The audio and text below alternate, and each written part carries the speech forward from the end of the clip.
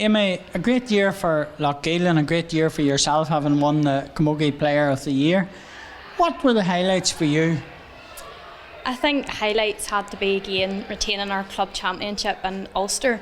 To win 3 Ulster in a row is just an amazing achievement. I suppose we were upset we maybe didn't go all the way and maybe disappointed in the All-Ireland, but you still have to at the end of the year look back at everything we did win, and we still did have great success, and it is a great achievement to be standing here 3 in a row Ulster champions. And I suppose it's an achievement that now that you've won it, you can look back with a great sense of satisfaction, because previous teams hadn't won the Ulster title, and for you to have made that breakthrough and now to have won 3 in a row is a good achievement. Yeah, it is. I suppose for years we were just kind of hoping to make that Ulster breakthrough, and when you do, it was such a reward there, and to be sitting here now for the 3rd time having been doing that, it just shows how quickly it can turn around. So it is, and there's been great Lochgillen teams in the past, and we always have great players feeding through, and I think that just shows by the fact that we've been able to maintain it. Even though we didn't win a lot of Ulster finals, we were still in them Ulster finals, and then now to actually have won 3 is just amazing. And I suppose when you look at then moving ahead of Ulster and playing Sarsfields in the All-Ireland semi-final, and having played them in the final 2 years ago, they I suppose have been your bogey team to a certain extent, but you'll keep trying for that All-Ireland.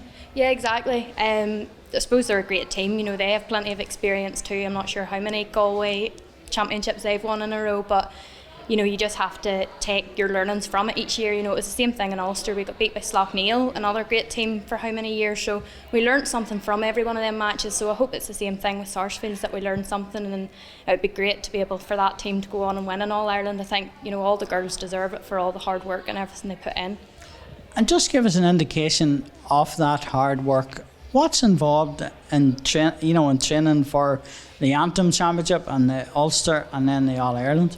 Yeah, I suppose it's just a serious dedication, especially going into the winter nights. And you always say too, we have plenty of mammies in the team. They're going out leaving their kids maybe 2-3 nights a week, and you don't hear any complaints from anybody. Everybody just does what they can do, so it's a serious commitment, and it's been ongoing now for 11 years in a row, so you just appreciate the sacrifice everybody makes, and you just love that we could kind of get the end reward at that. And I suppose when you're going out on those cold nights and it's maybe raining and you're wrapping up warm, but then when you get out onto the field it becomes easier.